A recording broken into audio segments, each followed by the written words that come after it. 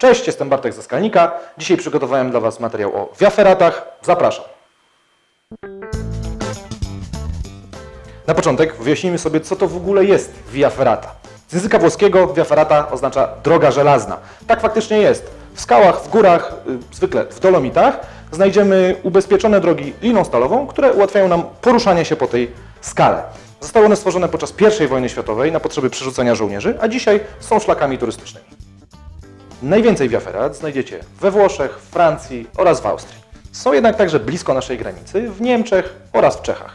Możecie się o tym przekonać, czytając artykuł Beaty Nawrotkiewicz na naszym blogu. Dlaczego warto jeździć na via ferraty i dlaczego stało się to tak popularne? Wydaje mi się, że dlatego, że nie trzeba żadnych umiejętności wspinaczkowych, żeby dostawać się w bardzo niedostępne, ciekawe miejsca z ogromną ekspozycją.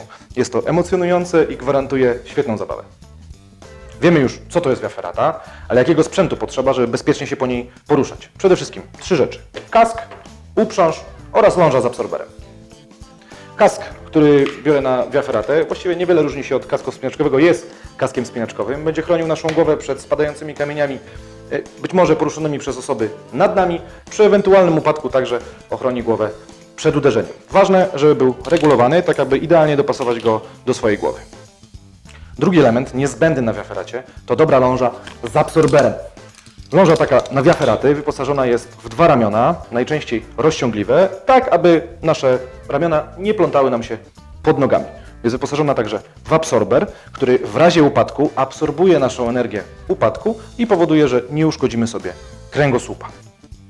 Jak bezpiecznie używać takiej ląży na via ferraty?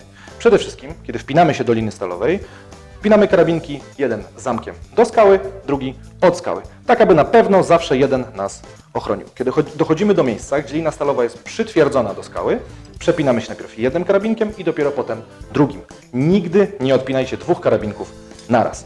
Dodatkowo, kiedy montujecie swoją lążę do uprzęży, pamiętajcie, aby przełożyć ją przez ucho w tym miejscu oraz żeby nie było tam żadnych zagięć. Na via ferraty, szczególnie te włoskie, bardzo często trzeba dojść albo z nich później długo zejść po jakimś piargu, ścieżce. Dlatego, żeby ląża nie plątała nam się pod nogami, można przypiąć ją do szpejarki w uprzęży albo, co ja lubię robić, spiąć razem 2 końce i zarzucić sobie na szyję. Ląże nie występują tylko w tym jednym wzorze, który Wam pokazałem, ale także na przykład z taką opcją, gdzie ściągamy zamek w dół i otwieramy. Ostatni obowiązkowy element wyposażenia na via ferraty to uprząż. Większość uprzęży wspinaczkowych doskonale nada się na via ferraty. Są także takie dedykowane pod ten sport. Są one troszeczkę prostsze w konstrukcji i łatwiejsze w użyciu. Pamiętajcie, żeby Wasza uprząż na pewno miała szpejarki na dodatkowe rzeczy. Kiedy wybierzecie już swój kask, uprząż, lążę, możecie wybrać się na via ferratę, choćby w samej bieliźnie. Jest jednak sporo rzeczy, które ułatwią Wam życie na via ferracie. Przede wszystkim buty, żeby wybrać wygodne. Na przykład trainery od Salewy mają specjalne miejsce do chodzenia po drabinkach, które bardzo często zdarzają się na via ferracie. Mają także przednią część ułatwiającą chodzenie po małych stopniach. Ja zawsze zabieram też rękawiczki, takie z palcami lub bez. Tutaj każdy musi zdecydować, jakie woli, ale często na via ferracie trzymamy się tej stalowej liny, więc chronią one nasze ręce przed podrażnieniem.